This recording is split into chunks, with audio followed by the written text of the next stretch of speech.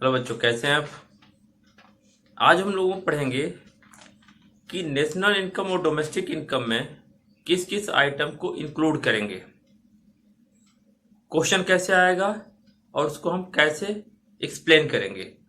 पिछले 2 लेक्चर में हमने देखा कि वो कौन कौन से बेस हैं, आधार है जिसके आधार पर किसी चीज को हम नेशनल इनकम में इंक्लूड करेंगे, किसी को नहीं इंक्लूड करेंगे। आज हम देखेंगे कि पिछले सालों में जो क्वेश्चंस आए हैं इसके बेस पर वो क्या आया है और उसको हम कैसे सॉल्व करेंगे। तो आइए देखते हैं। क्वेश्चन ये था, will the following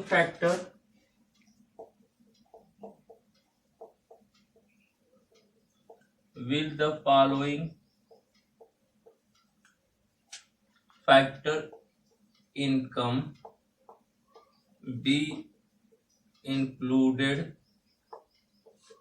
in domestic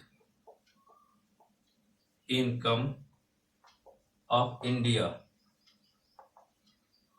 Give reason for your answer. Give reasons for your answer.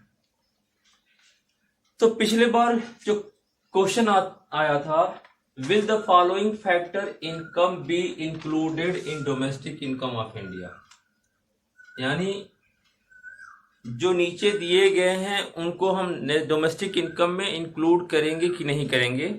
साथ में लिखा है गिविंग रीजन, यानी आपको ये तो कहना ही है कि इंक्लूड करना है या नहीं करना है, साथ ही साथ आपको ये भी बताना होगा कि इसको इंक्लूड हम क्यों नहीं करेंगे या क्यों करेंगे।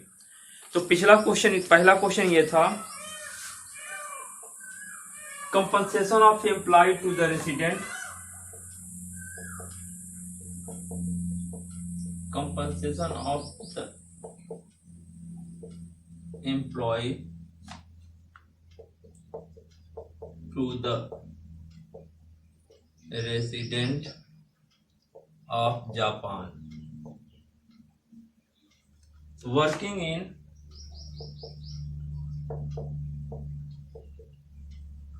Indian embassy in Japan. Question ये बोल रहा है कि compensation to the employ to the resident of Japan, यानी आज जापान का कोई वर्कर है, रेसिडेंट है, जो काम कर रहा है इंडियन एम्बेसी में जो कि जापान में है, लेकिन काम कर रहा है इंडियन एम्बेसी में। अगर हमारा पिछला लेक्चर याद होगा तो हमने बताया था कि जो डोमेस्टिक इनकम है उसमें हम ये देखते हैं कि हमारे इकोनॉमिक टेरिटरी के अंदर प्रोड्यूस हो। वो प्रोड्यूस करने वाला रेसिडेंट भी हो सकता है और नॉन रेसिडेंट भी हो सकता है। तो यहां हम देखते हैं कंपनसेशन टू द एम्प्लॉय, जो पारिश्रमिक दिया जा रहा है एम्प्लॉय को, रेसिडेंट जापान का है लेकिन वो काम कर रहा है इंडियन एम्बेसी। इंडियन एम्बेसी हमारा क्या है, डोमेस्टिक टेरिटरी। अगर आपको याद होगा तो हमने बताया था कि इंडिया की एम्बेसी दुनिया में कहीं भी होगा वो इंडिया की इकोनॉमिक टेरिटरी कहलाएगा। डोमेस्टिक इनकम यही बोलता है कि whatever income earn receive but it should be within the domestic territory of our country. कुछ भी जो पैदा हो, चाहे वो प्रोड्यूस करने वाले रेसिडेंट हो चाहे वो नॉन रेसिडेंट हो, लेकिन प्रोड्यूस कहां होना चाहिए, डोमेस्टिक टेरिटरी में होनी चाहिए।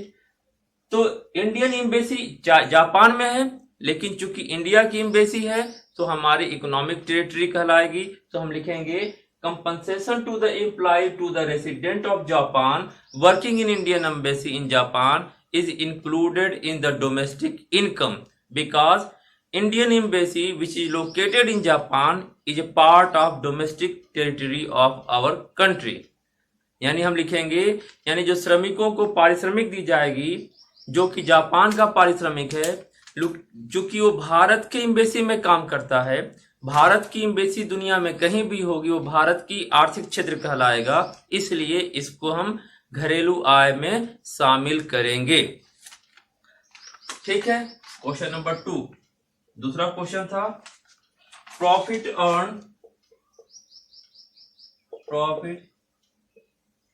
earned by a branch of foreign bank in India। दूसरा क्वेश्चन ये है कि प्रॉफिट मिला, लेकिन उसकी ब्रांच कहाँ है? इंडिया में। तो सिंपल सा आपको एक कंसेप्ट याद रखना है कि what ever money generated with in the domestic territory is a part of domestic income. कुछ भी पैदा होगा, चाहे वो प्रोड्यूस करने वाला रेसिडेंट या नॉन रेसिडेंट है, लेकिन अगर वो इकोनॉमिक टेरिटरी में है हमारे, तो हमारी डोमेस्टिक इनकम का पार्ट होगा। तो ये क्या रहा है?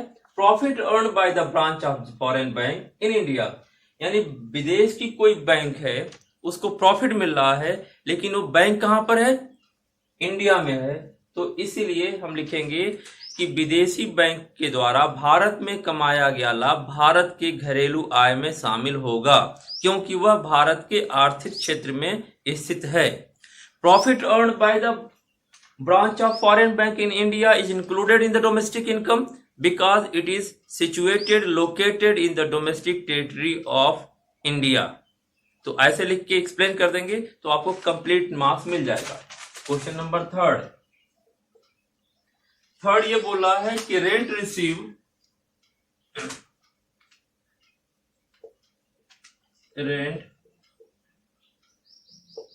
Receive by an Indian resident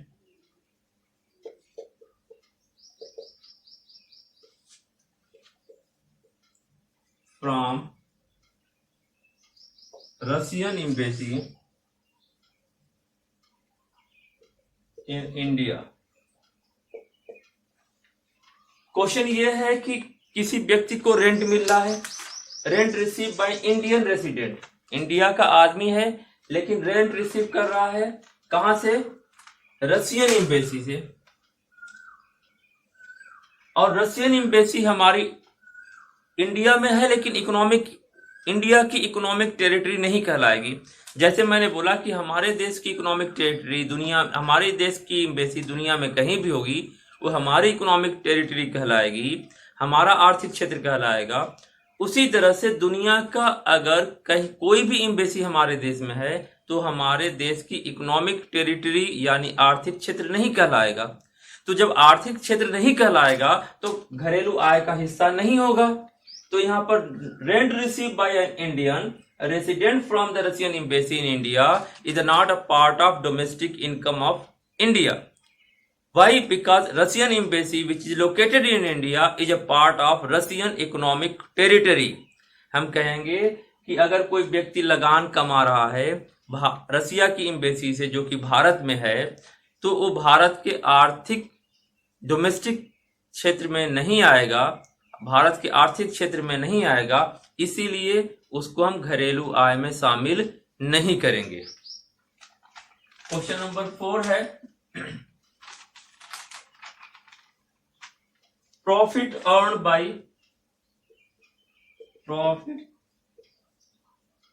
by a branch of State Bank of India in England. हमने बार बार बोला डोमेस्टिक इनकम में हम सिर्फ ये बात देखेंगे कि वो हमारी इकोनॉमिक टेरिटरी में है या नहीं है। तो क्वेश्चन बोल रहा है profit earn by branch of SBI, India की कंपनी है, प्रॉफिट कमा रही है, लेकिन कहां कमा रही है? In England. तो इंग्लैंड भारत की आर्थिक क्षेत्र नहीं है। तो profit earned by the branch of SBI is not included in the domestic income of India because branch is located in domestic territory of England।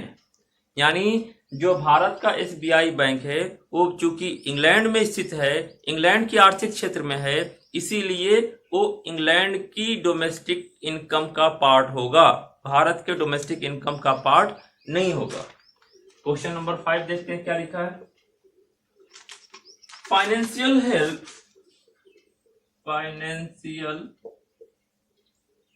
Help given to flood victim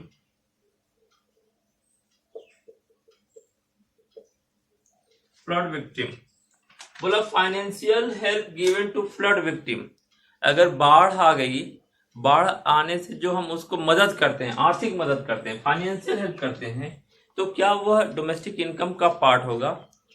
तो हमने पहले ही बताया कि जब बिना किसी काम या सर्विस के जो पैसा हमें रिसीव होता है उसको हम ट्रांसफर इनकम बोलते हैं, यानी हस्तांतरण आय बोलते हैं, और उसको हम डोमेस्टिक इनकम न ही नेशनल इनकम में शामिल करते हैं। तो ये बात आपको दिमाग में बैठा लेनी है कि जो भी ट्रांसफर इनकम होगा न ही वो डोमेस्टिक इनकम का पार्ट होगा, न ही वह घरेलू इनकम का पार्ट होगा। तो financial help given to flood victim, अगर हमने कोई आर्थिक मदद की है किसी बाढ़ पीड़ित की, तो वह घरेलू आय का हिस्सा नहीं होगा, क्योंकि यह ट्रांसफर इनकम यानी हस्तांतरण आय कहलाता है।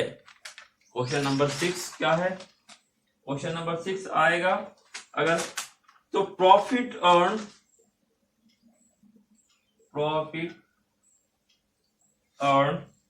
बाय फॉरेन बैंक्स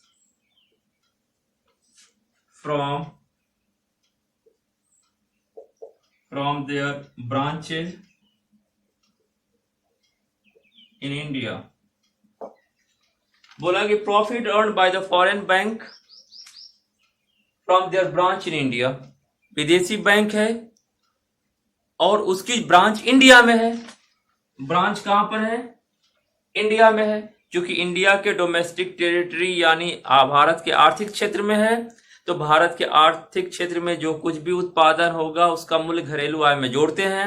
तो लिखेंगे profit earn by the foreign banks from their branches in India is included in domestic income of India because it is situated located in economic territory of India. क्योंकि यह भारत के आर्थिक क्षेत्र में स्थित है, इसीलिए भारत के घरेलू आय का हिस्सा होगा। Question number 7, salary received by Indian resident